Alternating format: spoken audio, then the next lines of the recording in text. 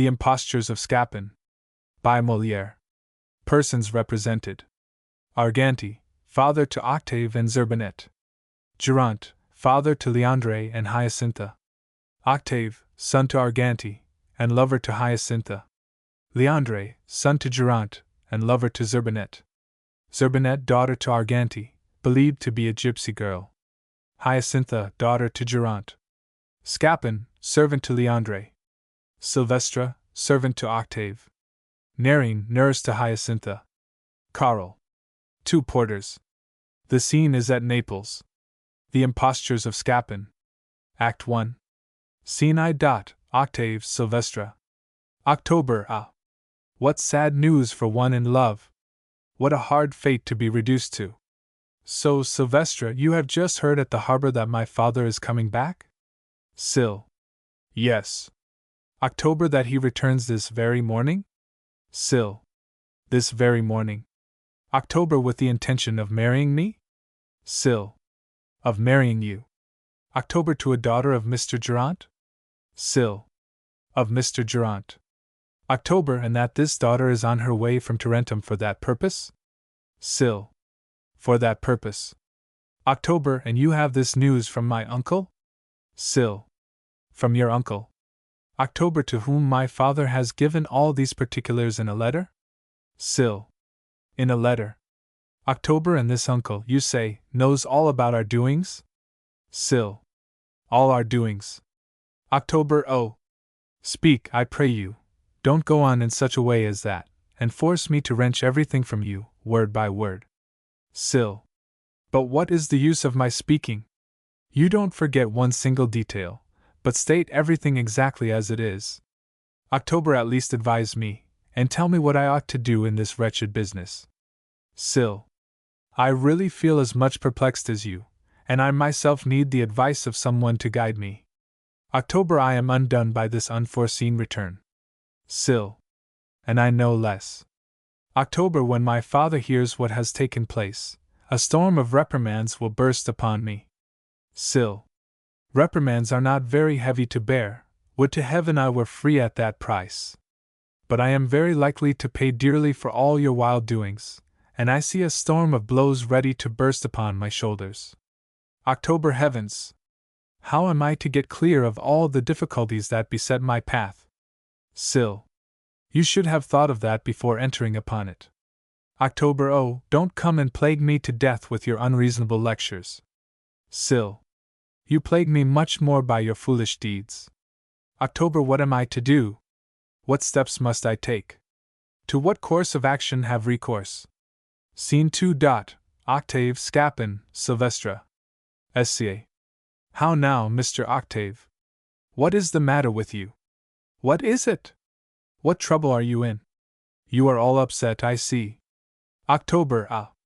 My dear Scapin, I am in despair. I am lost. I am the most unfortunate of mortals.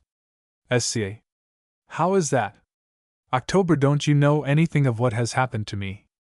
Sca. No.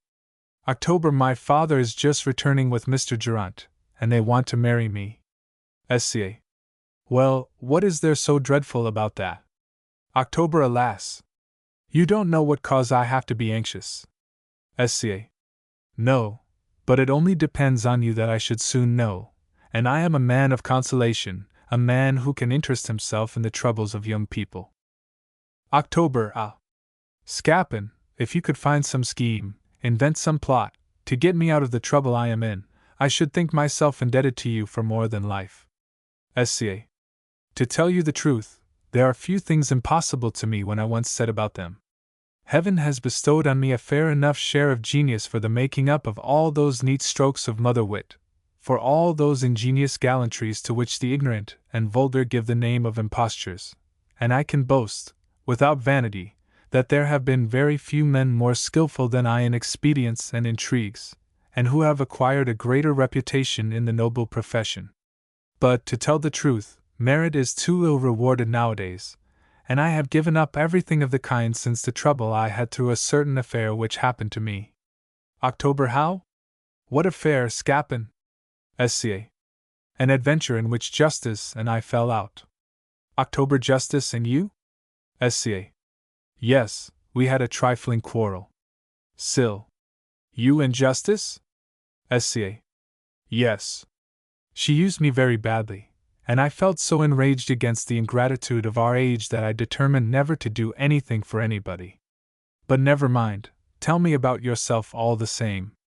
October. You know, Scapin, that 2 months ago Mr. Durant and my father set out together on a voyage, about a certain business in which they are both interested. SCA. Yes, I know that. October. And that both Leandre and I were left by our respective fathers, I under the management of Silvestre, and Leandre under your management. SCA. Yes, I have acquitted myself very well of my charge. October. Some time afterwards Leandre met with a young gypsy girl, with whom he fell in love. SCA. I know that too. October. As we are great friends, he told me at once of his love, and took me to see this young girl, whom I thought good-looking, it is true, but not so beautiful as he would have had me believe. He never spoke of anything but her. At every opportunity he exaggerated her grace and her beauty, extolled her intelligence, spoke to me with transport of the charms of her conversation, and related to me her most insignificant saying, which he always wanted me to think the cleverest thing in the world. He often found fault with me for not thinking as highly as he imagined I ought to do of the things he related to me, and blamed me again and again for being so insensible to the power of love. SCA. I do not see what you are aiming at in all this.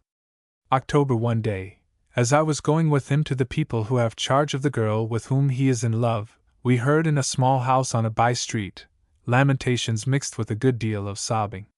We inquired what it was, and were told by a woman that we might see there a most piteous sight, in the persons of 2 strangers, and that unless we were quite insensible to pity, we should be sure to be touched with it. SCA. Where will this lead to? October. Curiosity made me urge Leandre to come in with me.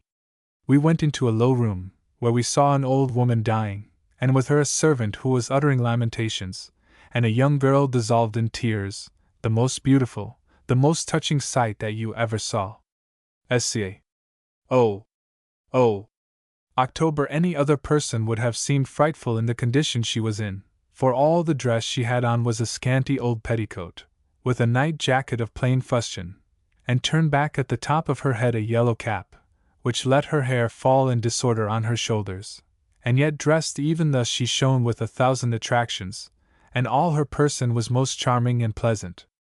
SCA. I begin to understand. October. Had you but seen her, Scapin, as I did, you would have thought her admirable. SCA. Oh! I have no doubt about it, and without seeing her, I plainly perceive that she must have been altogether charming. October. Her tears were none of those unpleasant tears which spoil the face. She had a most touching grace in weeping, and her sorrow was a most beautiful thing to witness. SCA. I can see all that. October. All who approached her burst into tears whilst she threw herself, in her loving way, on the body of the dying woman, whom she called her dear mother, and nobody could help being moved to the depths of the heart to see a girl with such a loving disposition. SCA. Yes, all that is very touching, and I understand that this loving disposition made you love her. October. Ah! Scapin, a savage would have loved her. SCA. Certainly. How could anyone help doing so? October. After a few words, with which I tried to soothe her grief, we left her, and when I asked Leandre what he thought of her, he answered coldly that she was rather pretty. I was wounded to find how unfeelingly he spoke to me of her, and I would not tell him the effect her beauty had had on my heart. SIL. To Octave. If you do not abridge your story, we shall have to stop here till tomorrow. Leave it to me to finish it in a few words. To Scapin, his heart takes fire from that moment. He cannot live without going to comfort the amiable and sorrowful girl. His frequent visits are forbidden by the servant, who has become her guardian by the death of the mother. Our young man is in despair. He presses, begs, beseeches, all in vain. He is told that the young girl, although without friends and without fortune, is of an honorable family, and that, unless he marries her, he must cease his visits. His love increases with the difficulties. He racks his brains, debates, reasons, ponders, and makes up his mind. and, to cut a long story short, he has been married these 3 days. SCA. I see. Still. Now, add to this the unforeseen return of the father, who was not to be back before 2 whole months, the discovery which the uncle has made of the marriage, and that other marriage projected between him and a daughter which Mr. Durand had by a second wife, whom, they say, he married at Tarentum. October, and above all, add also the poverty of my beloved, and the impossibility there is for me to do anything for her relief. SCA. Is that all? You are both of you at a great loss about nothing.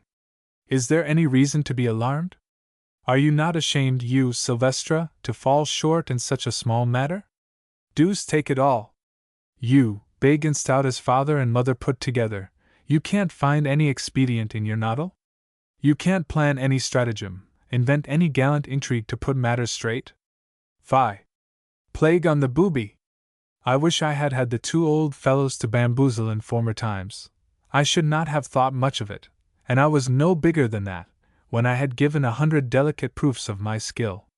Still, I acknowledge that heaven has not given me your talent, and that I have not the brains like you to embroil myself with justice. October, here is my lovely Hyacintha. Scene 3. Hyacintha, Octave, Scapin, Sylvestra. Hya. Ah. Octave, is what Sylvestra has just told Narration really true? Is your father back, and is he bent upon marrying you? October, yes, it is so, dear Hyacintha, and these tidings have given me a cruel shock. But what do I see? You are weeping? Why those tears? Do you suspect me of unfaithfulness, and have you no assurance of the love I feel for you? Hya. Yes, Octave, I am sure that you love me now, but can I be sure that you will love me always? October, ah. Could anyone love you once without loving you forever? Hya. I have heard say, Octave, that your sex does not love so long as ours, and that the ardor men show is a fire which dies out as easily as it is kindled.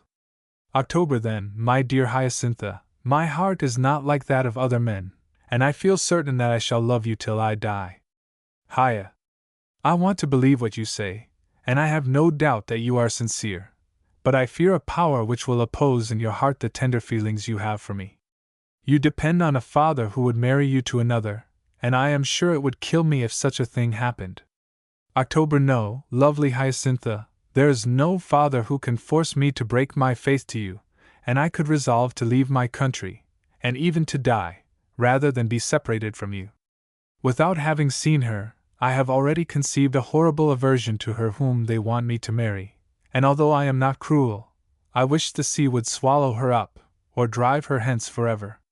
Do not weep, then, dear Hyacintha, for your tears kill me, and I cannot see them without feeling pierced to the heart. Hya. Since you wish it, I will dry my tears, and I will wait without fear for what heaven shall decide. October, heaven will be favorable to us. Hya. It cannot be against us if you are faithful. October, I certainly shall be so. Hya. Then I shall be happy. SCA. Aside. She is not so bad, after all, and I think her pretty enough. October, showing Scapin.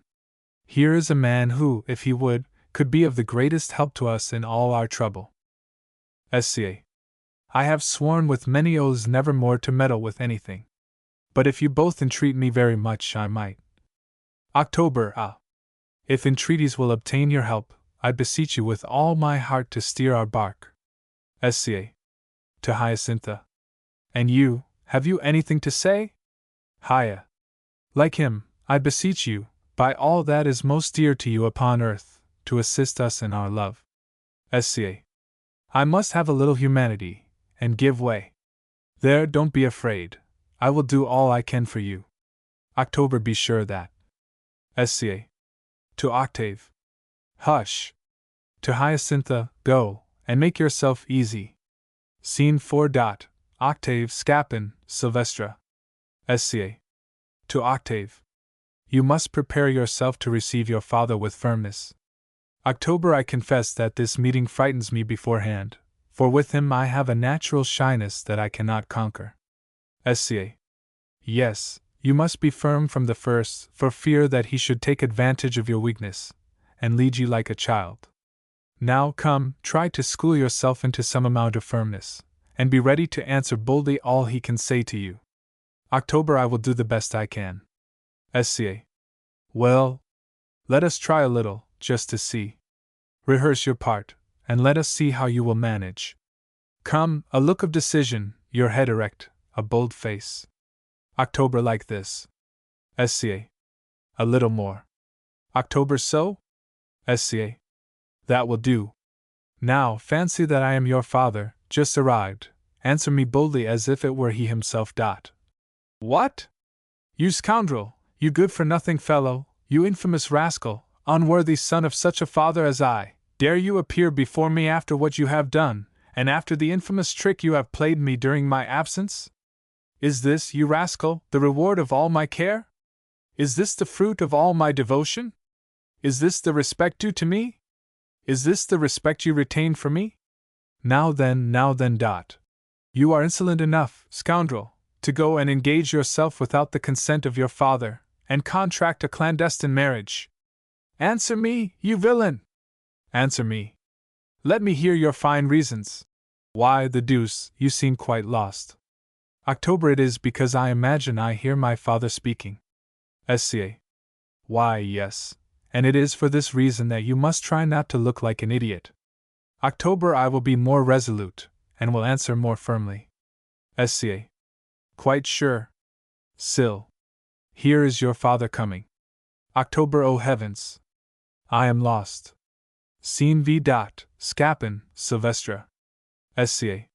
Stop, Octave, stop. He's off. What a poor specimen it is. Let's wait for the old man all the same. Sil. What shall I tell him? SCA. Leave him to me, only follow me. Scene 6. Arganti, Scapin, Sylvestre. At the further part of the stage. Arg. Thinking himself alone. Did anyone ever hear of such an action? SCA.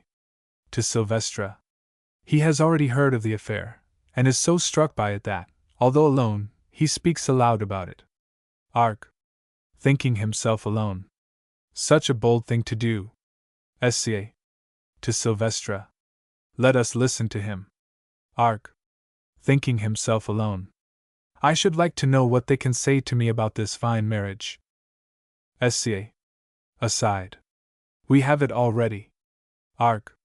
Thinking himself alone. Will they try to deny it? SCA. Aside. No, we have no thought of doing so. Arg. Thinking himself alone. Or will they undertake to excuse it? SCA. Aside. That may be. Arg. Thinking himself alone. Do they intend to deceive me with impertinent stories? SCA. Aside. May be. Arg. Thinking himself alone. All they can say will be useless. SCA. We shall see. Arg. Thinking himself alone. They will not take me in. SCA. Aside. I don't know that. Arg. Thinking himself alone. I shall know how to put my rascal of a son in a safe place. SCA. Aside. We shall see about that. Arg. Thinking himself alone. And as for that rascal Sylvestre, I will cudgel him soundly. Sil. To Scapin. I should have been very much astonished if he had forgotten me. Arg. Seeing Sylvestre. Ah! Here you are, most wise governor of a family, fine director of young people. SCA. Sir, I am delighted to see you back. Arg. Good morning, Scapin. To Sylvestre, you have really followed my orders in a fine manner, and my son has behaved splendidly. SCA. You are quite well, I see. Arg. Pretty well. To Sylvestre, you don't say a word, you rascal. SCA. Have you had a pleasant journey? Arg. Yes, very good. Leave me alone a little to scold this villain. SCA. You want to scold? Arg. Yes, I wish to scold. SCA. But whom, sir? Arg. Pointing to Sylvestre. This scoundrel. SCA. Why? Arg. Have you not heard what has taken place during my absence? Sca. Yes, I have heard some trifling thing. Arg. How? Some trifling thing. Such an action as this? Sca. You are about right. Arg. Such a daring thing to do. Sca. That's quite true. Arg. To marry without his father's consent. Sca. Yes, there is something to be said against it, but my opinion is that you should make no fuss about it. Arg. This is your opinion, but not mine, and I will make as much fuss as I please. What? Do you not think that I have every reason to be angry? Sca. Quite so. I was angry myself when I first heard it, and I so far felt interested in your behalf that I rated your son well. Just ask him the fine sermons I gave him, and how I lectured him about the little respect he showed his father, whose very footsteps he ought to kiss. You could not yourself talk better to him. But what of that?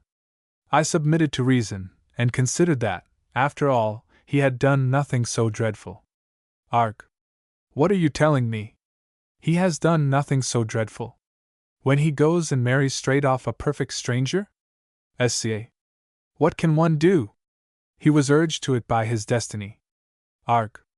Oh. You give me there a fine reason. One has nothing better to do now than to commit the greatest crime imaginable, to cheat, steal, and murder, and give for an excuse that we were urged to it by destiny. Sca. Ah me! You take my words too much like a philosopher. I mean to say that he was fatally engaged in this affair. Arg. And why did he engage in it? Sca. Do you expect him to be as wise as you are? Can you put an old head on young shoulders, and expect young people to have all the prudence necessary to do nothing but what is reasonable?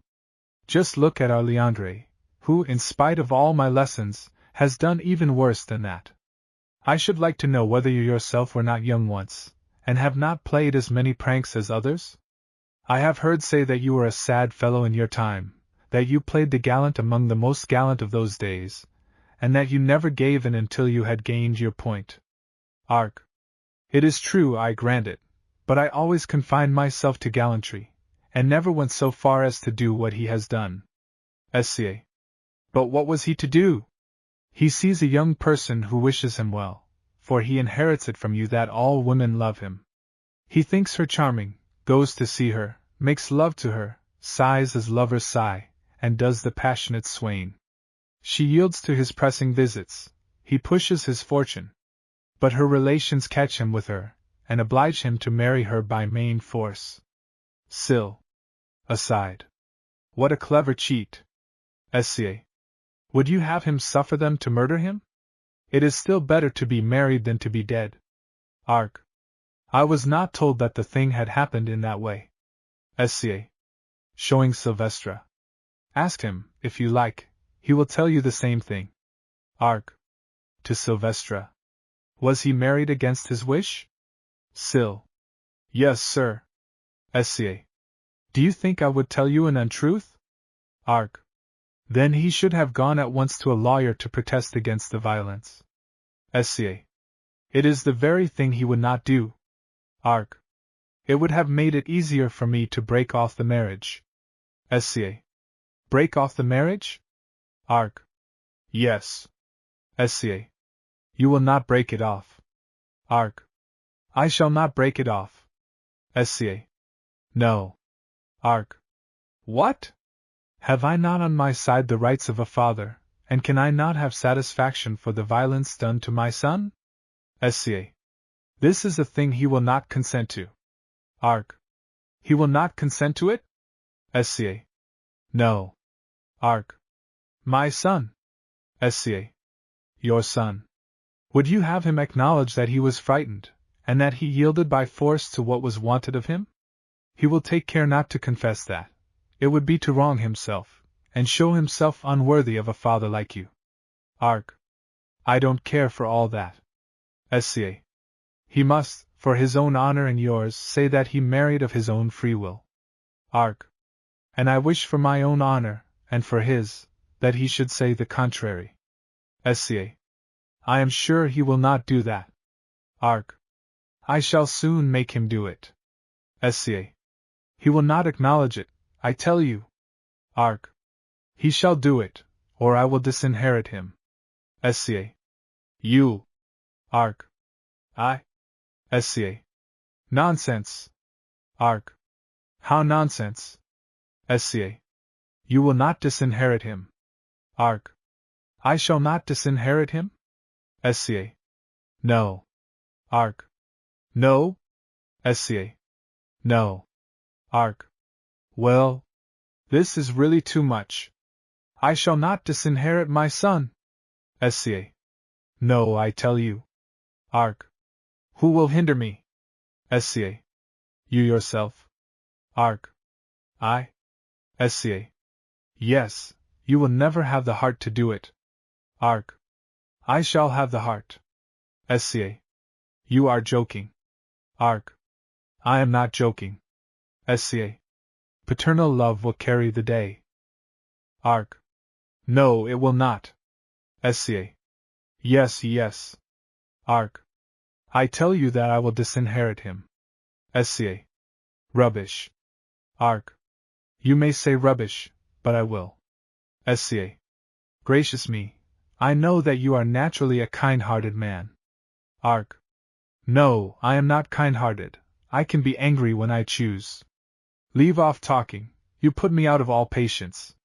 To Silvestre, go, you rascal, run and fetch my son, while I go to Mr. Durant and tell him of my misfortune. Sca. Sir, if I can be useful to you in any way, you have but to order me. Arg. I thank you. Aside, ah. Why is he my only son? Oh. That I had with me the daughter that heaven has taken away from me, so that I might make her my heir. Scene 7. Scapin, Silvestre. Sil. You are a great man, I must confess, and things are in a fair way to succeed. But on the other hand, we are greatly pressed for money, and we have people dunning us. Sca. Leave it to me, the plan is all ready. I am only puzzling my brains to find out a fellow to act along with us, in order to play a personage I want. But let me see, just look at me a little. Stick your cap rather rakishly on one side. Put on a furious look. Put your hand on your side. Walk about like a king on the stage. Footnote, compare the Impromptu of Versailles, that will do. Follow me. I possess some means of changing your face and voice. Sil. I pray you, Scapin, don't go and embroil me with justice. Sca. Never mind, we will share our perils like brothers, and 3 years more or less on the galleys are not sufficient to check a noble heart. Act 2. Scene I. Durant Arganti. Gr. Yes, there is no doubt but that with this weather we shall have our people with us today, and a sailor who has arrived from Tarentum told me just now that he had seen our man about to start with the ship. But my daughter's arrival will find things strangely altered from what we thought they would be, and what you have just told me of your son has put an end to all the plans we had made together. Arg. Don't be anxious about that. I give you my word that I shall remove that obstacle, and I am going to see about it this moment. Gr. In all good faith, Mr. Arganti, shall I tell you what? The education of children is a thing that one could never be too careful about. Arg. You are right, but why do you say that? Gr. Because most of the follies of young men come from the way they have been brought up by their fathers. Arg. It is so sometimes, certainly, but what do you mean by saying that to me? Gr. Why do I say that to you? Arg. Yes. Gr. Because if, like a courageous father, you had corrected your son when he was young, he would not have played you such a trick. Arg. I see. So that you have corrected your own much better? Gr. Certainly. And I should be very sorry if he had done anything at all like what yours has done. Arg. And if that son, so well brought up, had done worse even than mine, what would you say? Gr. What? Arg. What? Gr. What do you mean? Arg. I mean, Mr. Durant, that we should never be so ready to blame the conduct of others, and that those who live in glass houses should not throw stones.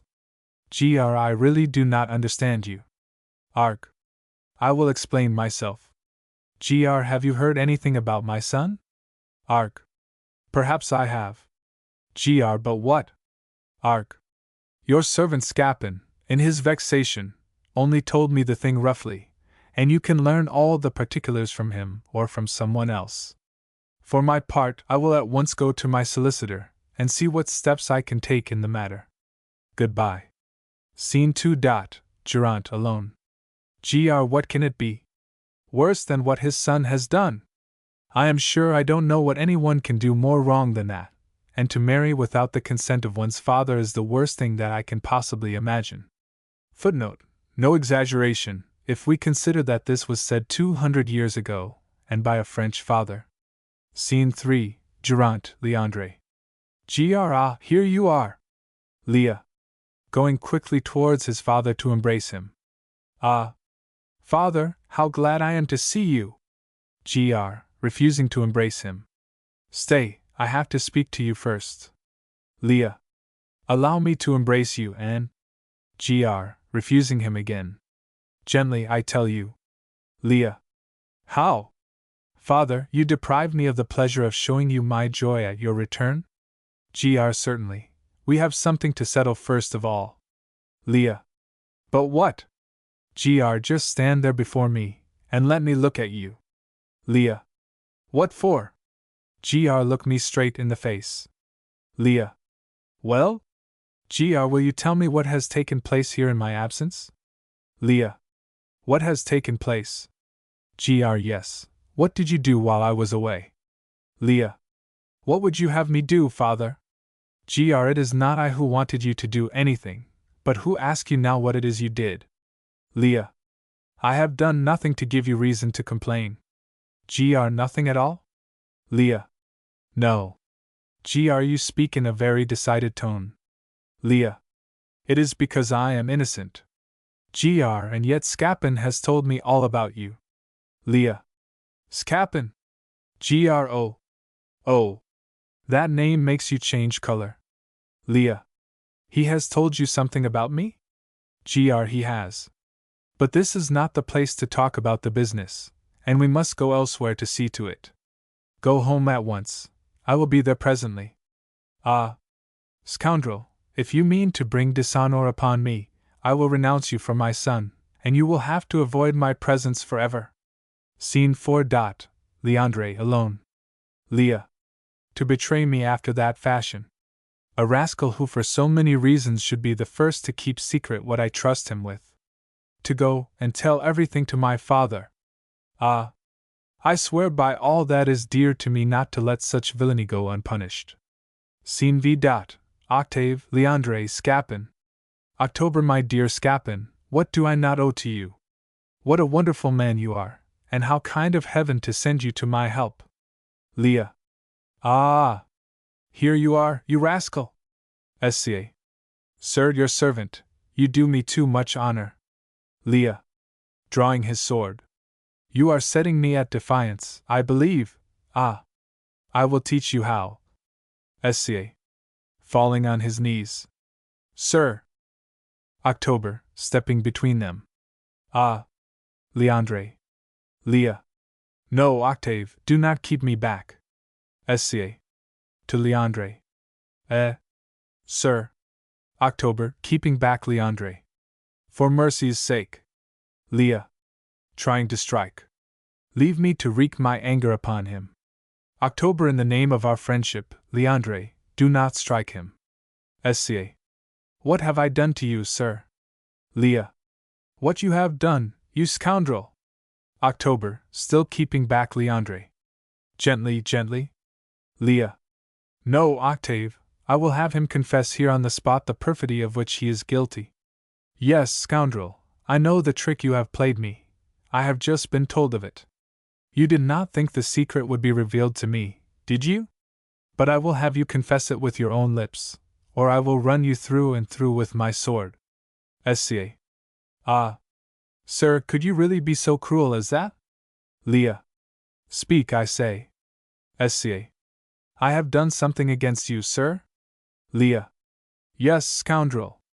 And your conscience must tell you only too well what it is. Sca. I assure you that I do not know what you mean. Leah. Going towards Scapin to strike him. You do not know? October, keeping back Leandre. Leandre! Sca.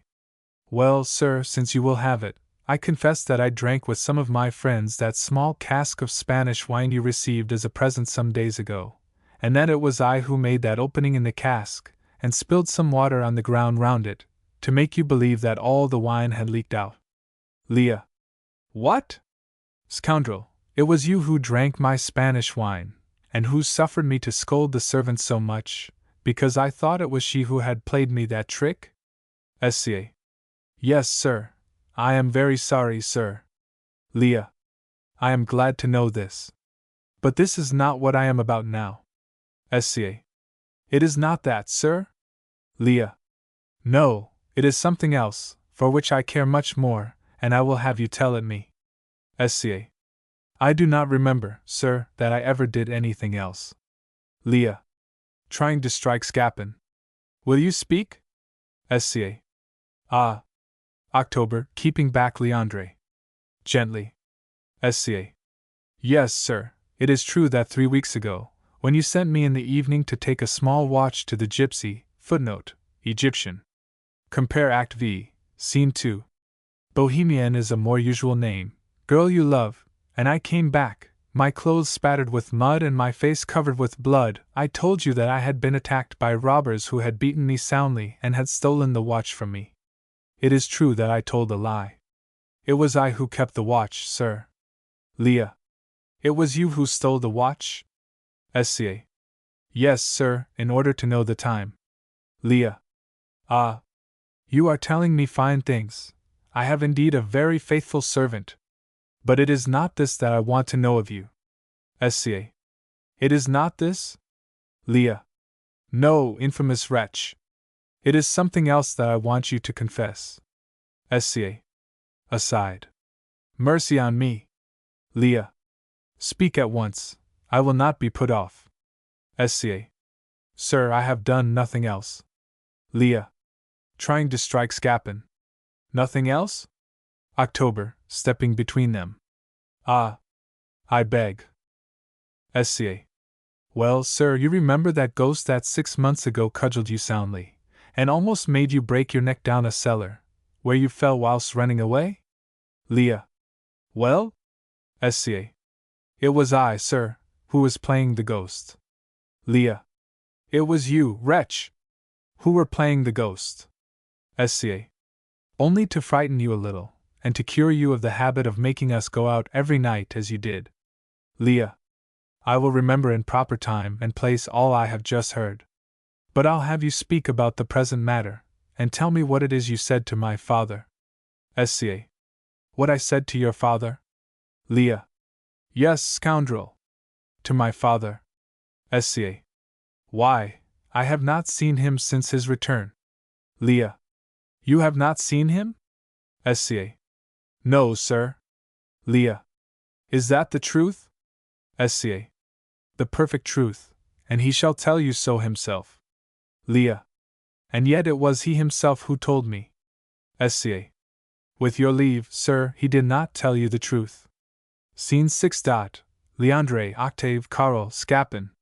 Car. Sir, I bring you very bad news concerning your love affair. Leah. What is it now? Car. The gypsies are on the point of carrying off Zerbinet. She came herself all in tears to ask me to tell you that, unless you take to them, before 2 hours are over, the money they have asked you for her, she will be lost to you forever. Leah. 2 hours? Car. 2 hours. Scene 7. Leandre, Octave, Scapin. Leah. Ah. My dear Scapin, I pray you to help me. Sca. Rising and passing proudly before Leandre. Ah. My dear Scapin. I am my dear Scapin, now that I am wanted. Leah. I will forgive you all that you confessed just now, and more also. Sca. No, no, forgive me nothing, run your sword through and through my body. I should be perfectly satisfied if you were to kill me. Leah. I beseech you rather to give me life by serving my love. Sca. Nay, nay, better kill me. Leah, you are too dear to me for that. I beg of you to make use for me of that wonderful genius of yours which can conquer everything. SCA. Certainly not. Kill me, I tell you. Leah. Ah. For mercy's sake, don't think of that now, but try to give me the help I ask. October Scapin, you must do something to help him. SCA. How can I after such abuse? Leah. I beseech you to forget my outburst of temper, and to make use of your skill for me. October. I add my entreaties to his. SCA. I cannot forget such an insult. October. You must not give way to resentment, Scapin. Leah. Could you forsake me, Scapin, in this cruel extremity? SCA. To come all of a sudden and insult me like that. Leah. I was wrong, I acknowledge. SCA. To call me scoundrel, knave, infamous wretch. Leah. I am really very sorry. SCA. To wish to send your sword through my body. Leah. I ask you to forgive me, with all my heart, and if you want to see me at your feet, I beseech you, kneeling, not to give me up. October Scapin, you cannot resist that?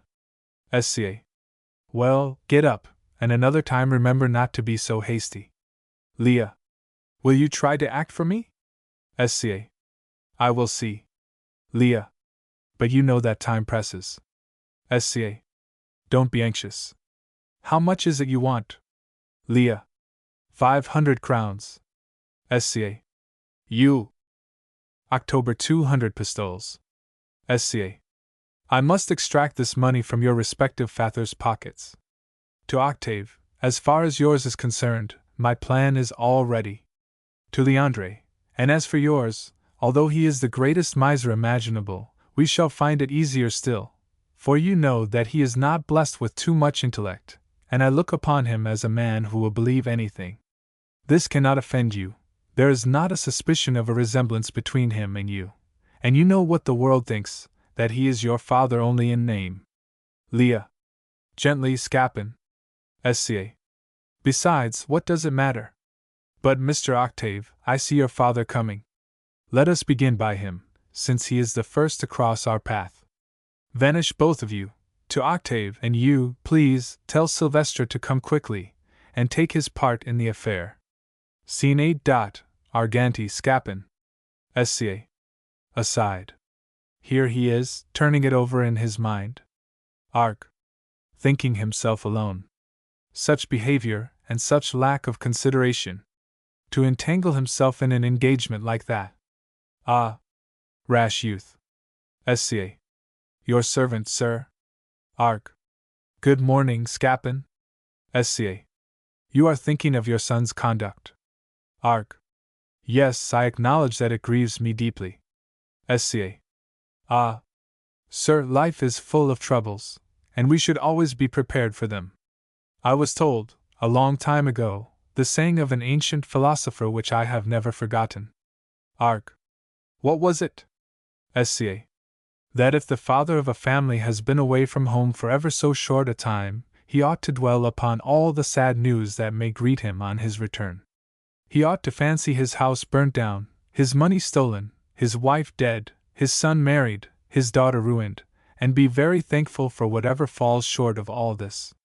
In my small way of philosophy, I have ever taken this lesson to heart, and I never come home but I expect to have to bear with the anger of my masters, their scoldings, insults, kicks, blows, and horse-whipping.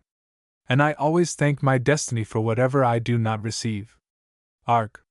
That's all very well, but this rash marriage is more than I can put up with, and it forces me to break off the match I had intended for my son. I have come from my solicitors to see if we can cancel it. SCA. Well, sir, if you will take my advice, you will look to some other way of settling this business. You know what a lawsuit means in this country, and you'll find yourself in the midst of a strange bush of thorns. Arg. I am fully aware that you are quite right, but what else can I do? SCA. I think I have found something that will answer much better.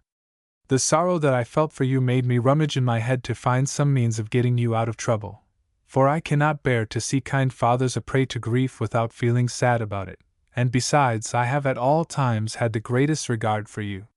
Arg. I am much obliged to you. SCA. Then you must know that I went to the brother of the young girl whom your son has married. He is one of those fire-eaters, one of those men all sword thrusts, who speak of nothing but fighting, and who think no more of killing a man than of swallowing a glass of wine. I got him to speak of this marriage. I showed him how easy it would be to have it broken off, because of the violence used towards your son.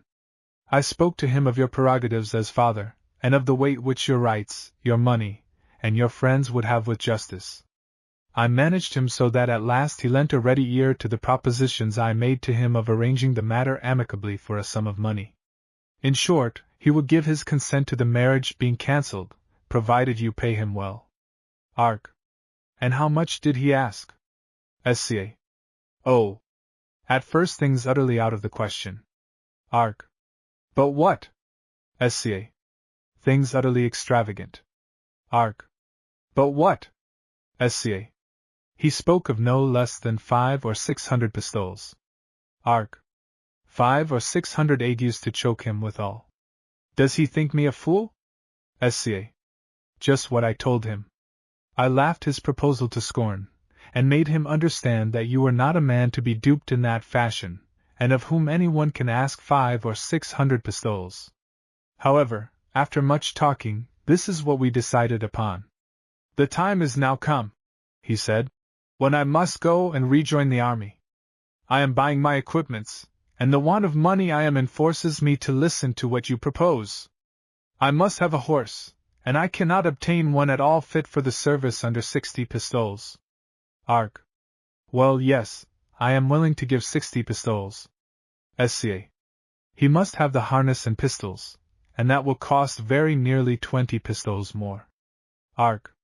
20 and 60 make 80. SCA. Exactly. Arg. It's a great deal, still, I consent to that. SCA. He must also have a horse for his servant, which, we may expect, will cost at least 30 pistoles. Arg. How the deuce? Let him go to Jericho. He shall have nothing at all. SCA. Sir. Arg. No, he's an insolent fellow. SCA. Would you have his servant walk? Arg.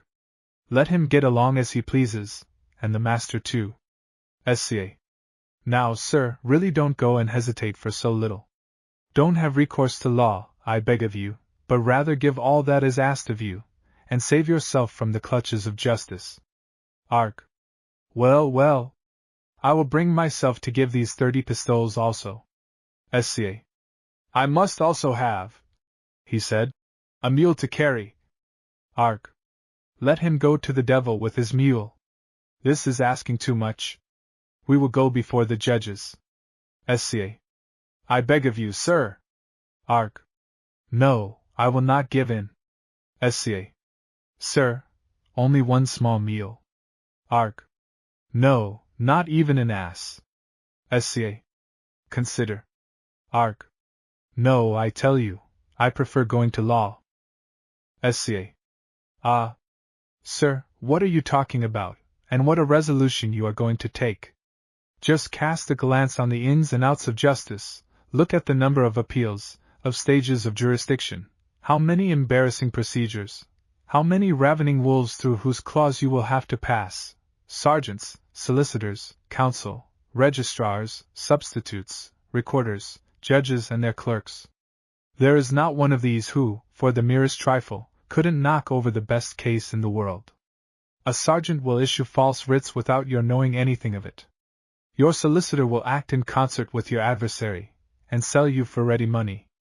Your counsel, bribed in the same way, will be nowhere to be found when your case comes on, or else will bring forward arguments which are the merest shooting in the air, and will never come to the point.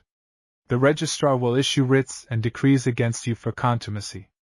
The recorder's clerk will make away with some of your papers, or the instructing officer himself will not say what he has seen, and when, by dint of the wariest possible precautions, you have escaped all these traps, you will be amazed that your judges have been set against you either by bigots or by the women they love.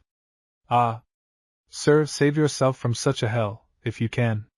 'Tis damnation in this world to have to go to law, and the mere thought of a lawsuit is quite enough to drive me to the other end of the world. Arg. How much does he want for the mule? Sca. For the mule, for his horse and that of his servant, for the harness and pistols, and to pay a little something he owes at the hotel, he asks altogether 200 pistoles, sir. Arg. 200 pistoles? Sca. Yes. Arg. Walking about angrily. No, no, we will go to law. Sca. Recollect what you are doing. Arg. I shall go to law. Sca.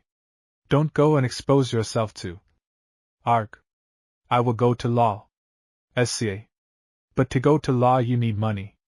You must have money for the summons, you must have money for the rolls, for prosecution, attorney's introduction, solicitor's advice, evidence, and his days in court. You must have money for the consultations and pleadings of the counsel, for the right of withdrawing the briefs, and for engrossed copies of the documents. You must have money for the reports of the substitutes, for the court fees, 1, at the conclusion, for registrar's enrollment, drawing up of deeds, sentences, decrees, rolls, signings, and clerk's dispatches, letting alone all the presents you will have to make. Give this money to the man, and there you are well out of the whole thing. 1. Epics, spices, in ancient times, equaled sweetmeats, and were given to the judge by the side which gained the suit, as a mark of gratitude. These epics had long been changed into a compulsory payment of money when Moliere wrote. In Racine's Plaideurs, Act 2, Scene 7, Petit Jean takes literally the demand of the judge for epics, and fetches the pepper box to satisfy him. Arg. 200 pistoles. Sca. Yes, and you will save by it. I have made a small calculation in my head of all that justice costs, and I find that by giving 200 pistoles to your man you will have a large margin left, say, at least 150 pistoles, without taking into consideration the cares, troubles, and anxieties, which you will spare yourself. For were it only to avoid being before everybody the butt of some facetious counsel, I had rather give 300 pistoles than go to law. Footnote: What would Moliere have said if he had been living now? Arg. I don't care for that, and I challenge all the lawyers to say anything against me. Sca. You will do as you please, but in your place I would avoid a lawsuit. Arg. I will never give 200 pistoles. Sca. Ah. Here is our man.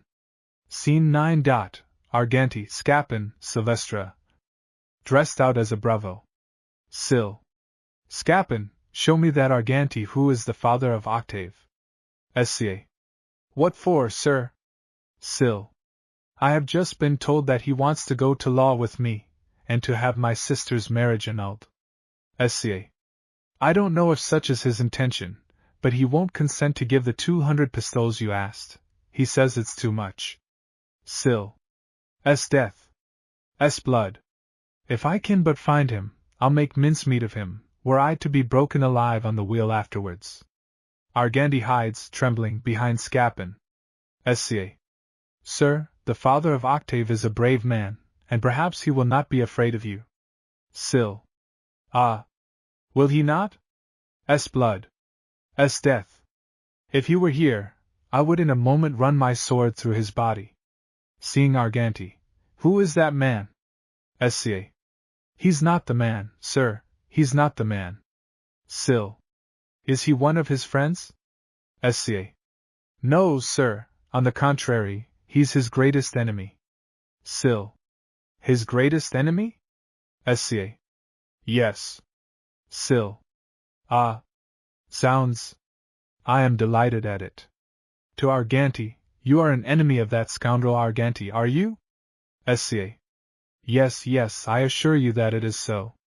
Sil. Shaking Arganti's hand roughly. Shake hands, shake hands. I give you my word, I swear upon my honor, by the sword I wear, by all the oaths I can take, that, before the day is over, I shall have delivered you of that rascally knave, of that scoundrel Arganti. Trust me. Sca. But, sir, violent deeds are not allowed in this country. Sil. I don't care, and I have nothing to lose. Sca. He will certainly take his precautions. He has relations, friends, servants, who will take his part against you. Still. Blood and thunder. It is all I ask, all I ask? Drawing his sword. Ah! S death. Ah! S blood. Why can I not meet him at this very moment, with all these relations and friends of his? If he would only appear before me, surrounded by a score of them. Why do they not fall upon me, arms in hand? Standing upon his guard. What? You villains! You dare to attack me? Now, S death. Kill and slay. He lunges out on all sides, as if he were fighting many people at once. No quarter. Lay on. Thrust. Firm. Again. Eye and foot. Ah! Knaves! Ah! Rascals! Ah! You shall have a taste of it. I'll give you your fill. Come on, you rabble! Come on! That's what you want, you there. You shall have your fill of it, I say. Stick to it, you brutes, stick to it. Now then, parry, now then, you. Turning towards Arganty and Scapin. Parry this, parry. You draw back? Stand firm, man. S death. What? Never flinch, I say. SCA. Sir, we have nothing to do with it. Sill. That will teach you to trifle with me. Scene X. Arganty Scapin. SCA. Well, sir, you see how many people are killed for 200 pistoles. Now I wish you a good morning. Arg. All trembling. Scapin. SCA. What do you say? Arg. I will give the 200 pistoles. SCA. I am very glad of it, for your sake. Arg. Let us go to him, I have them with me. SCA. Better give them to me. You must not, for your honor, appear in this business, now that you have passed for another, and besides I should be afraid that he would ask you for more, if he knew who you are. Arg. True, still I should be glad to see to whom I give my money. SCA. Do you mistrust me then? Arg. Oh no, but... SCA. Sounds...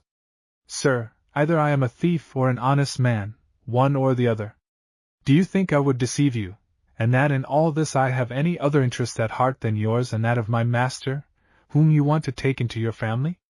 If I have not all your confidence, I will have no more to do with all this, and you can look out for somebody else to get you out of the mess. Arg. Here then. SCA. No, sir, do not trust your money to me. I would rather you trusted another with your message. Arg. Ah me. Here, take it. SCA. No, no, I tell you, do not trust me. Who knows if I do not want to steal your money from you? Arg. Take it, I tell you, and don't force me to ask you again. However, mind you have an acknowledgement from him. SCA. Trust me, he hasn't to do with an idiot. Arg. I will go home and wait for you. SCA. I shall be sure to go. Alone, that one's all right, now for the other. Ah. Here he is. They are sent one after the other to fall into my net. Scene 11. Geraint Scapin. SCA. Affecting not to see Geraint. O heaven! O unforeseen misfortune! O unfortunate father! Per Geraint, what will you do? Gr. Aside. What is he saying there with that doleful face? SCA. Can no one tell me where to find Mr. Geraint? Gr. What is the matter, Scapin? SCA. Running about on the stage, and still affecting not to see or hear Geraint. Where could I meet him, to tell him of this misfortune? Gr. Stopping Scapin. What is the matter? SCA. As before. In vain I run everywhere to meet him. I cannot find him. Gr. Here I am. SCA. As before. He must have hidden himself in some place which nobody can guess. Gr. Stopping Scapin again. Ho! I say, are you blind? Can't you see me? SCA. Ah! Sir, it is impossible to find you. Gr. I have been near you for the last half hour. What is it all about? SCA. Sir. Gr. Well. SCA. Your son, sir. Gr. Well. My son, SCA, has met with the strangest misfortune you ever heard of. Gr. What is it? SCA. This afternoon I found him looking very sad about something which you had said to him, and in which you had very improperly mixed my name. While trying to dissipate his sorrow, we went and walked about in the harbor. There, among other things, was to be seen a Turkish galley. A young Turk, with a gentlemanly look about him, invited us to go in, and held out his hand to us. We went in. He was most civil to us, gave us some lunch, with the most excellent fruit and the best wine you have ever seen. Gr. What is there so sad about all this? SCA. Wait a little, it is coming.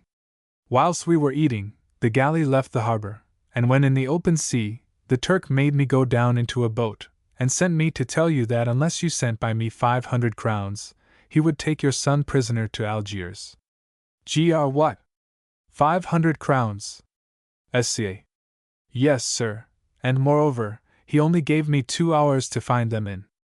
Gr. Ah! The scoundrel of a Turk to murder me in that fashion. SCA. It is for you, sir, to see quickly about the means of saving from slavery a son whom you love so tenderly. Gr. What the deuce did he want to go in that galley for? Footnote. Que diable allait-il faire dans cette galère? This sentence has become established in the language with the meaning, whatever business had he there? SCA. He had no idea of what would happen. Gr. Go, Scapin, go quickly, and tell that Turk that I shall send the police after him. SCA. The police in the open sea? Are you joking? Gr. What the deuce did he want to go in that galley for? SCA. A cruel destiny will sometimes lead people. Gr. Listen, Scapin, you must act in this the part of a faithful servant. SCA. How, sir? Gr. You must go and tell that Turk that he must send me back my son, and that you will take his place until I have found the sum he asks. SCA. Ah! Sir, do you know what you are saying? And do you fancy that that Turk will be foolish enough to receive a poor wretch like me in your son's stead? Gr. What the deuce did he want to go in that galley for? SCA. He could not foresee his misfortune. However, sir, remember that he has given me only 2 hours. Gr. You say that he asks. SCA. 500 crowns. Gr. 500 crowns. Has he no conscience? SCA. Ah! Conscience in a Turk. Gr. Does he understand what 500 crowns are? SCA. Yes, sir, he knows that 500 crowns are 1,500 francs. Footnote. The ECU stands usually for petit ECU, which equaled 3 francs. Crown, employed in a general sense, seems the only translation possible.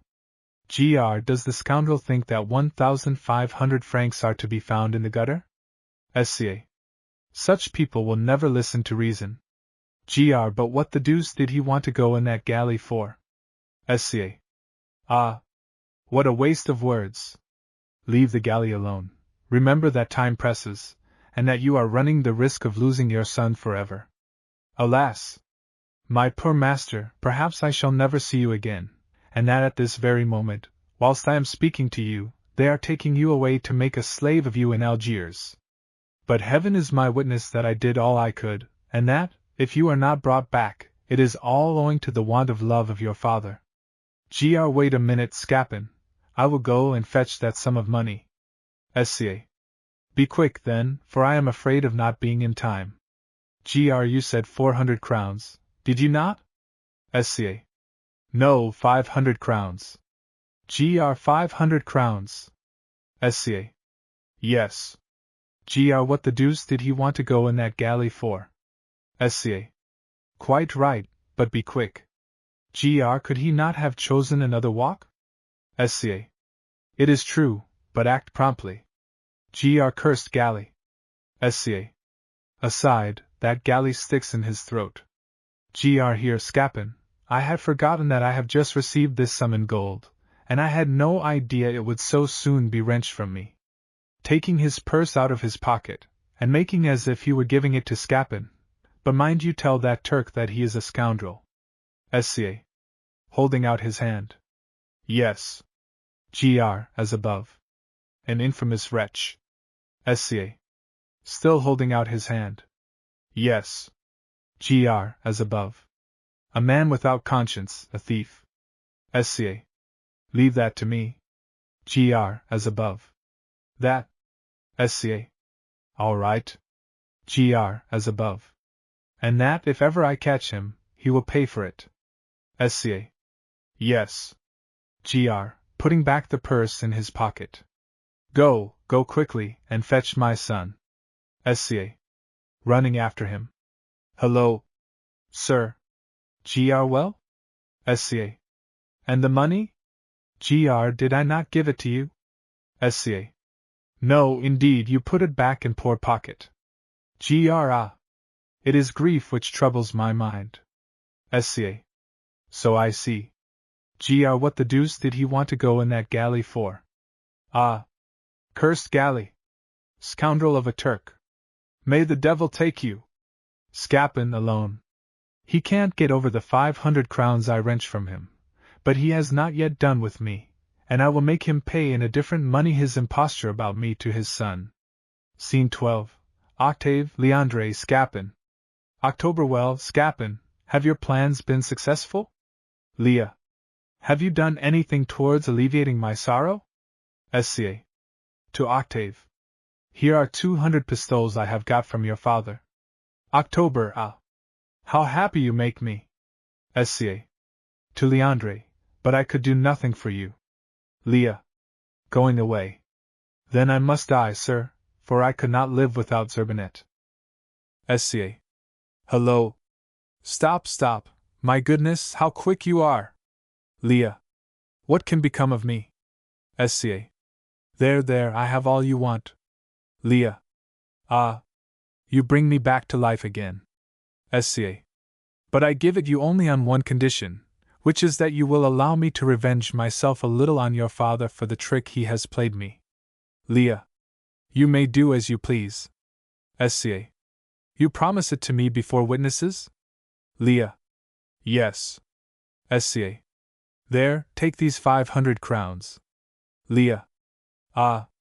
I will go at once and buy her whom I adore. Act 3. Scene I. Zerbinet, Hyacintha, Scapin, Sylvestra. Syl. Yes, your lovers have decided that you should be together, and we are acting according to their orders. Hya. To Zerbinet. Such an order has nothing in it but what is pleasant to me. I receive such a companion with joy, and it will not be my fault if the friendship which exists between those we love does not exist also between us two. Sir, I accept the offer, and I am not one to draw back when friendship is asked of me. SCA. And when it is love that is asked of you? Sir. Ah. Love is a different thing. One runs more risk, and I feel less determined. SCA. You are determined enough against my master, and yet what he has just done for you ought to give you confidence enough to respond to his love as you should. Sir. As yet I only half trust him, and what he has just done is not sufficient to reassure me. I am of a happy disposition, and am very fond of fun, it is true. But though I laugh, I am serious about many things, and your master will find himself deceived if he thinks that it is sufficient for him to have bought me, for me to be altogether his. He will have to give something else besides money, and for me to answer to his love as he wishes me, he must give me his word, with an accompaniment of certain little ceremonies which are thought indispensable. SCA. It is so he understands this matter. He only wants you as his wife, and I am not a man to have mixed in this business if he had meant anything else. Sir. I believe it since you say so, but I foresee certain difficulties with the father. SCA. We shall find a way of settling that. Hya. To Zerbinet. The similarity of our fate ought to strengthen the tie of friendship between us. We are both subject to the same fears, both exposed to the same misfortune. Sir. You have this advantage at least that you know who your parents are, and that, sure of their help, when you wish to make them known, you can secure your happiness by obtaining a consent to the marriage you have contracted. But I, on the contrary, have no such hope to fall back upon, and the position I am in is little calculated to satisfy the wishes of a father whose whole care is money. Haya. That is true, but you have this in your favor, that the one you love is under no temptation of contracting another marriage. Sir, a change in a lover's heart is not what we should fear the most. We may justly rely on our own power to keep the conquest we have made, but what I particularly dread is the power of the fathers, for we cannot expect to see them moved by our merit. Haya. Alas! Why must the course of true love never run smooth? How sweet it would be to love with no link wanting in those chains which unite two hearts. Sca. How mistaken you are about this. Security in love forms a very unpleasant calm. Constant happiness becomes wearisome. We want ups and downs in life, and the difficulties which generally beset our path in this world revive us, and increase our sense of pleasure. Sir, do tell us, Scapin, all about that stratagem of yours, which, I was told, is so very amusing, and how you managed to get some money out of your old miser. You know that the trouble of telling me something amusing is not lost upon me, and that I well repay those who take that trouble by the pleasure it gives me. Sca. Silvestre here will do that as well as I. I am nursing in my heart a certain little scheme of revenge which I mean to enjoy thoroughly. Sil. Why do you recklessly engage in enterprises that may bring you into trouble? Sca. I delight in dangerous enterprises. Sil. As I told you already, you would give up the idea you have if you would listen to me. Sca. I prefer listening to myself. Sil. Why the deuce do you engage in such a business? Sca. Why the deuce do you trouble yourself about it? Sil. It is because I can see that you will without necessity bring a storm of blows upon yourself. Sca. Ah, well, it will be on my shoulders, and not on yours. Sil. It is true that you are master of your own shoulders, and at liberty to dispose of them as you please. Sca. Such dangers never stop me, and I hate those fearful hearts which, by dint of thinking of what may happen, never undertake anything. Sir. To Scapin. But we shall want you. Sca. Oh, yes. But I shall soon be with you again. It shall never be said that a man has with impunity put me into a position of betraying myself, and of revealing secrets, which it were better should not be known. Scene 2. Geraint Scapin. Gr. Well, Scapin, and how have we succeeded about my son's mischance? Sca. Your son is safe, sir, but you now run the greatest danger imaginable, and I sincerely wish you were safe in your house. Gr. How is that? Sca. While I am speaking to you, there are people who are looking out for you everywhere. Gr. For me? Sca. Yes. Gr. But who? Sca. The brother of that young girl whom Octave has married. He thinks that you are trying to break off that match, because you intend to give to your daughter the place she occupies in the heart of Octave, and he has resolved to wreak his vengeance upon you. All his friends, men of the sword like himself, are looking out for you, and are seeking you everywhere.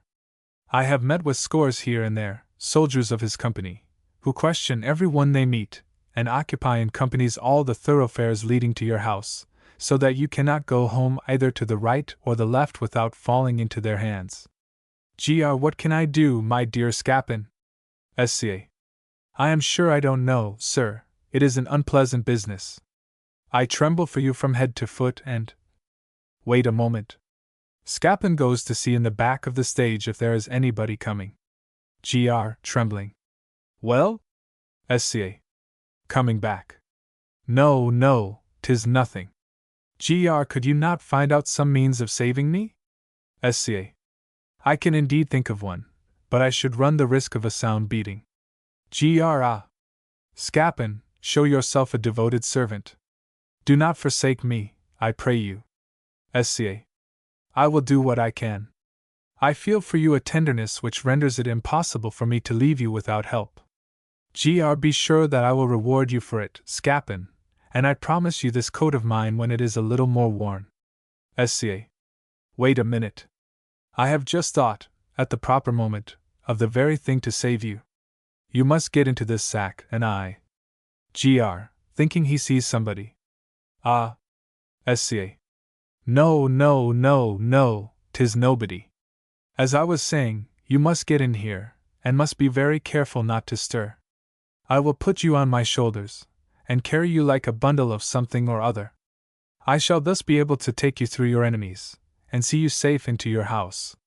When there, we will barricade the door and send for help. A very good idea. SCA. The best possible. You will see. Aside, you shall pay me for that lie. What? SCA. I only say that your enemies will be finely caught. Get in right to the bottom, and above all things, be careful not to show yourself and not to move, whatever may happen. You may trust me to keep still. SCA. Hide yourself, here comes one of the bullies. He is looking for you. Altering his voice. Footnote. All the parts within inverted commas are supposed to be spoken by the man Scapin is personating, the rest by himself. That! I shall not have the pleasure to kill this Durant, and one will not in charity show me veer is he? To Durant, in his ordinary tone, do not stir. Party! I will find him if he lied in the middle o' de earth. To Durant, in his natural tone, do not show yourself. Ho! You man vid a sack! Sir! I will give thee £1 if thou wilt tell me where dis Durant is. You are looking for Mr. Durant? Yes, that I am. And on what business, sir? For vat pusiness? Yes. I will, party! Trash him vid one stick to dead. Oh! Sir, people like him are not thrashed with sticks, and he is not a man to be treated so. That! Dis fob of a Durant dis pruit dis cat. Mr. Durant, sir, is neither a fop, a brute, nor a cad, and you ought, if you please, to speak differently. That! You speak so mighty vid me? I am defending, as I ought, an honorable man who is maligned. Are you one friend of dis Durant? Yes, sir, I am. Ah! You are one friend of him, dat is goot luck. Beating the sack several times with the stick. Here is vat I give you for him. Calling out as if he received the beating. Ah! Ah! Ah! Ah! Sir! Ah! Ah! Sir, gently. Ah! Pray. Ah! Ah! Ah! Dear, bear him dat from me. Goot pie. Ah! The wretch. Ah! Looking out. Ah! Scapin, I can bear it no longer. SCA. Ah! Sir, I am bruised all over, and my shoulders are as sore as can be. How? It was on mine he laid his stick. SCA. I beg your pardon, sir, it was on my back. What do you mean? I am sure I felt the blows, and feel them still. SCA. No, I tell you, it was only the end of his stick that reached your shoulders. You should have gone a little farther back, then, to spare me, and. SCA. Pushing Durant's head back into the sack. Take care, here is another man who looks like a foreigner. Friant, me run like one Dutchman, and me not fint all de tay dis treatful Durant. Hide yourself well. Tell me, you, sir gentleman, if you please, know you not where is dis Durant, vat me look for? No, sir, I do not know where Durant is. Tell me, trutful, me not vant much vid him. Only to give him 1,000 plows vid a stick, and 2 or 3 runs vid a swert tiaro his shiest. I assure you, sir, I do not know where he is. It seems me I see something shake in dat sack. Excuse me, sir. I be sure there is something or odor in dat sack. Not at all, sir. Me should like to give 1 plow of de swert in dat sack. Ah. Sir, beware, pray you, of doing so. Show me 10 that to be dear? Gently, sir. Why gently? You have nothing to do with what I am carrying. And I will see. You shall not see. Ah. That trifling. It is some clothes of mine. Show me 10, I tell you. I will not. You will not? No. I make you feel this stick upon de shoulders. I don't care. Ah. You will post. Striking the sack, and calling out as if he were beaten, oh. Oh. Oh. Oh. Sir. Oh. Oh. Goodbye, Dad, is one little lesson teach you to speak so insolent. Ah. Plague the crazy jabber. Oh. Gr. Looking out of the sack. Ah. All my bones are broken. Sca. Ah. I am dying. Gr. Why the deuce do they strike on my back? Sca. Pushing his head back into the bag. Take care, I see half a dozen soldiers coming together. Imitating the voices of several people. Now we must discover Geraint. Let us look everywhere carefully. We must spare no trouble, scour the town, and not forget one single spot. Let us search on all sides. Which way shall we go? Let us go that way. No, this. On the left. On the right. No, yes. To Geraint in his ordinary voice, hide yourself well. Ah. Here is his servant. I say, you rascal, you must tell us where your master is. Speak. Be quick. At once. Make haste. Now. Ah. Gentlemen, one moment.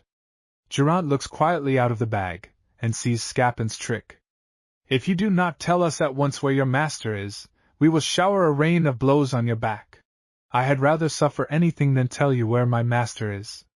Very well, we will cudgel you soundly. Do as you please. You want to be beaten, then? I will never betray my master. Ah. You will have it, there. Oh. As he is going to strike, Geraint gets out of the bag, and Scapin runs away. Gr. Alone. Ah. Infamous wretch. I, rascal. Ah. Scoundrel. It is thus that you murder me? Scene 3. Zerbinet Geraint. Sir. Laughing, without seeing Geraint. Ah! I must really come and breathe a little. Gr. Aside, not seeing Zerbinet. Ah! I will make you pay for it. Sir. Not seeing Geraint. Ah! What an amusing story. What a good dupe that old man is. Gr. This is no matter for laughter, and you have no business to laugh at it. Sir. Why? What do you mean, sir? Gr. I mean to say that you ought not to laugh at me. Sir. Laugh at you? Gr. Yes. Sir. How? Who is thinking of laughing at you? Gr. Why do you come and laugh in my face? Sir. This has nothing to do with you. I am only laughing with myself at the remembrance of a story which has just been told me. The most amusing story in the world. I don't know if it is because I am interested in the matter, but I never heard anything so absurd as the trick that has just been played by a son to his father to get some money out of him. Gr. By a son to his father to get some money out of him? Sir. Yes, and if you are at all desirous of hearing how it was done, I will tell you the whole affair. I have a natural longing for imparting to others the funny things I know. Gr. Pray, tell me that story. Sir. Willingly. I shall not risk much by telling it you, for it is an adventure which is not likely to remain secret long. Fate placed me among one of those bands of people who are called gypsies, and who, tramping from province to province, tell you your fortune, and do many other things besides. When we came to this town, I met a young man, who, on seeing me, fell in love with me. From that moment he followed me everywhere, and, like all young men, he imagined that he had but to speak and things would go on as he liked, but he met with a pride which forced him to think twice. He spoke of his love to the people in whose power I was, and found them ready to give me up for a certain sum of money. But the sad part of the business was that my lover found himself exactly in the same condition as most young men of good family, that is, without any money at all.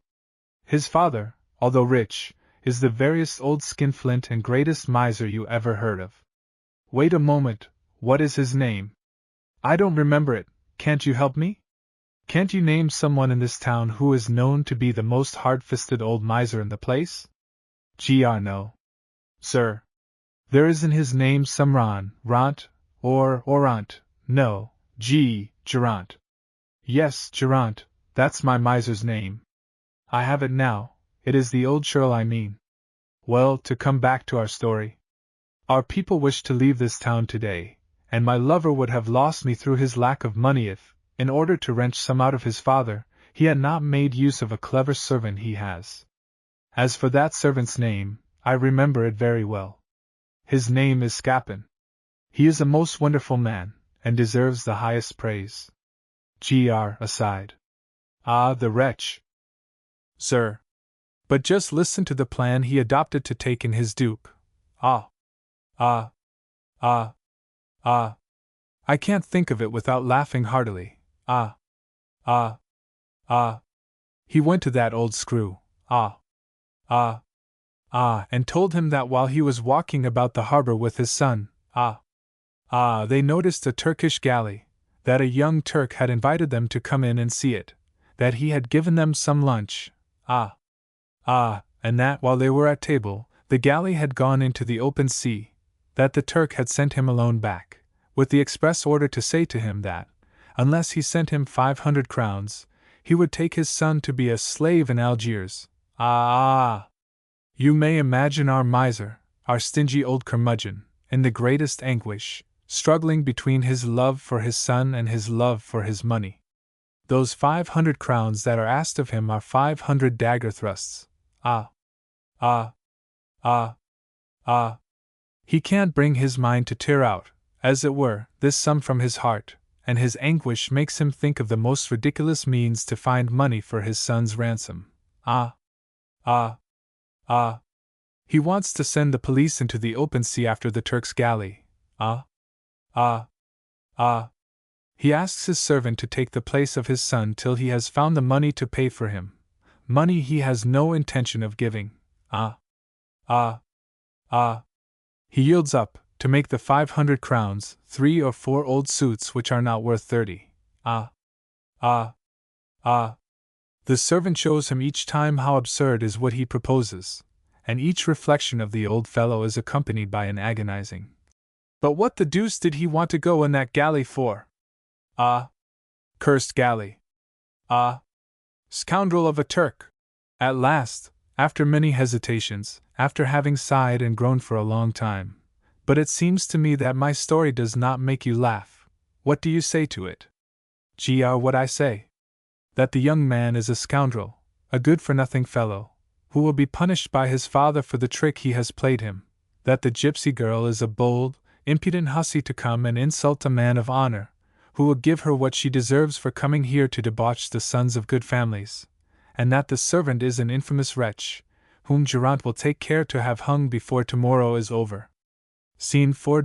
Zerbinette, Sylvestre. Syl. Where are you running away to?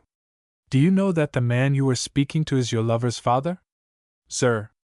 I have just begun to suspect that it was so, and I related to him his own story without knowing who he was. Syl. What do you mean by his story? Sir. Yes, I was so full of that story that I longed to tell it to somebody. But what does it matter? So much the worse for him. I do not see that things can be made either better or worse. Syl. You must have been in a great hurry to chatter, and it is indiscretion, indeed, not to keep silent on your own affairs. Sir. Oh. He would have heard it from somebody else. Scene V. Arganti, Zerbinette, Sylvestre. Arg. Behind the scenes. Hello. Sylvestre. Syl. To Zerbinette. Go in there, my master is calling me. Scene 6. Arganti, Sylvestre. Arg. So you agreed, you rascals, you agreed, Scapin, you, and my son, to cheat me out of my money, and you think that I am going to bear it patiently? Syl. Upon my word, sir, if Scapin is deceiving you, it is none of my doing. I assure you that I have nothing whatever to do with it. Arg. We shall see, you rascal. We shall see, and I am not going to be made a fool of for nothing. Scene 7. Geraint, Arganti, Sylvestre. Mr. Arganti, you see me in the greatest trouble. Arg. And I am in the greatest sorrow. This rascal, Scapin, has got 500 crowns out of me. Arg. Yes, and this same rascal, Scapin, 200 pistoles out of me. He was not satisfied with getting those 500 crowns, but treated me besides in a manner I am ashamed to speak of. But he, shall pay me for it. Arg. I shall have him punished for the trick he has played me. And I mean to make an example of him. Sil. Aside. May heaven grant that I do not catch my share of all this. But Mr. Arganti, this is not all, and misfortunes, as you know, never come alone.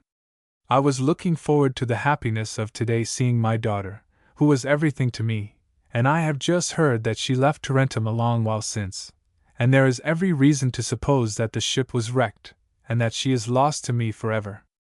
Arg. But why did you keep her in Tarentum, instead of enjoying the happiness of having her with you? I had my reasons for it. Some family interests forced me till now to keep my second marriage secret. But what do I see? Scene 8. Arganti, Geraint, Narration, Silvestra. What? You hear Narration? Nah. On her knees before Geraint. Ah. Mr. Pandolfi, how? Call me Geraint, and do not use the other name any more. The reasons which forced me to take it at Tarentum exist no longer. Nah. Alas! What sorrow that change of name has caused us, what troubles and difficulties in trying to find you out. And where are my daughter and her mother? Nah. Your daughter, sir, is not far from here, but before I go to fetch her, I must ask you to forgive me for having married her, because of the forsaken state we found ourselves in, when we had no longer any hope of meeting you. My daughter is married? Nah. Yes, sir. And to whom? Nah. To a young man, called Octave, the son of a certain Mr. Arganti. Oh heaven! Arg. What an extraordinary coincidence. Take us quickly where she is. Nah. You have but to come into this house. Go in first. Follow me, Mr. Arganti. Sil. Alone. Well, this is a strange affair. Scene 9. Scapin, Silvestra. Sca. Well, Silvestra, what are our people doing? Sil. I have two things to tell you. One is that Octave is all right. Our Hyacintha is, it seems, the daughter of Geraint, and chance has brought to pass what the wisdom of the fathers had decided. The other, that the old men threaten you with the greatest punishments, particularly Mr. Geraint. Sca. Oh, that's nothing. Threats have never done me any harm as yet. They are but clouds which pass away far above our heads. Sil. You had better take care. The sons may get reconciled to their fathers, and leave you in the lurch. Sca. Leave that to me. I shall find the means of soothing their anger and… Sil. Go away, I see them coming. Scene X. Geraint, Arganti, Hyacintha, Zerbinet, Narration, Silvestra. Come, my daughter, come to my house. My happiness would be perfect if your mother had been with you. Arg. Here is Octave coming just at the right time. Scene 11. Arganti, Geraint, Octave, Hyacintha, Zerbinet, Narration. Silvestra. Arg. Come, my son, come and rejoice with us about the happiness of your marriage. Heaven. October. No, father, all your proposals for marriage are useless. I must be open with you, and you have been told how I am engaged. Arg. Yes, but what you do not know. October. I know all I care to know. Arg.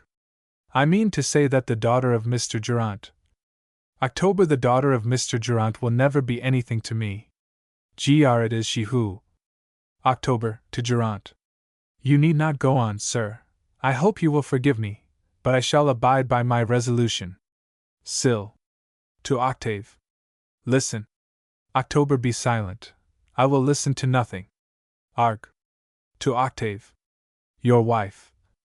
October. No, father, I would rather die than lose my dear Hyacintha, crossing the theater, and placing himself by Hyacintha. Yes, all you would do is useless. This is the one to whom my heart is engaged.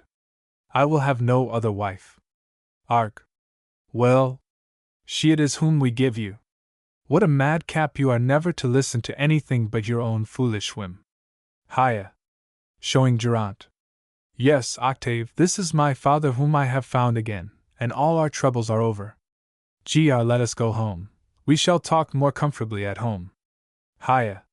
Showing Zerbinet. Ah. Father, I beg of you the favor not to part me from this charming young lady.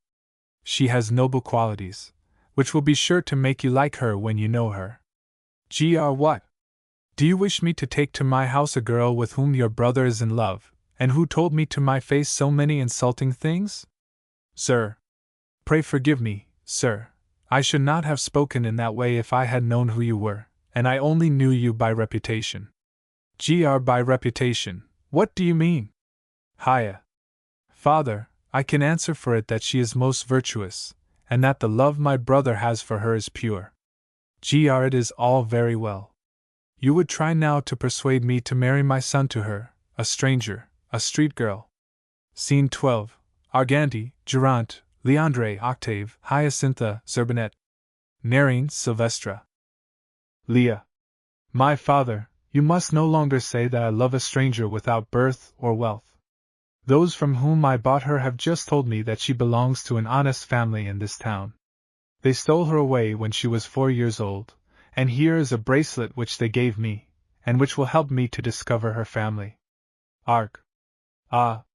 To judge by this bracelet, this is my daughter whom I lost when she was 4 years old. Gr. Your daughter? Arc. Yes, I see she is my daughter. I know all her features again. My dear child. Gro. What wonderful events! Scene 13. Arganti, Durant, Leandre, Octave, Hyacintha. Zerbinet, Narration, Silvestra, Carl. Car. Ah. Gentlemen, a most sad accident has just taken place. Gr. What is it? Car. Per Scapin. Gr. Is a rascal whom I shall see hung. Car. Alas! Sir, you will not have that trouble. As he was passing near a building, a bricklayer's hammer fell on his head and broke his skull, leaving his brain exposed. He is dying, and he has asked to be brought in here to speak to you before he dies. Scene 14. Arganti, Durant, Leandre, Octave, Hyacintha, Zerbinet. Narration. Silvestra, Carl, Scapin. Sca. Brought in by some men, his head wrapped up, as if he were wounded. Oh! Gentlemen, you see me. Oh! You see me in a sad state. Oh! I would not die without coming to ask forgiveness of all those I may have offended. Oh! Yes, gentlemen, before I give up the ghost, I beseech you to forgive me all I have done amiss, and particularly Mr. Arganti and Mr. Durant. Oh! Arc. I forgive you, die in peace, Scapin. Sca. To Durant. It is you, sir, I have offended the most, because of the beating with the cudgel which I. Gr. Leave that alone. Sca. I feel in dying an inconceivable grief for the beating which I. Gr. Ah me! Be silent. Sca. That unfortunate beating that I gave. Gr. Be silent, I tell you, I forgive you everything. Sca. Alas! How good you are! But is it really with all your heart that you forgive me the beating which I. Gr. Yes, don't mention it. I forgive you everything. You are punished. Sca. Ah! Sir, how much better I feel for your kind words. Gr. Yes, I forgive you, but on one condition, that you die. Sca. How? Sir? Gr. I retract my words if you recover. Sca. Oh! All my pains are coming hack. Arc. Mr. Durant, let us forgive him without any condition, for we are all so happy. Gr. Well, be it so.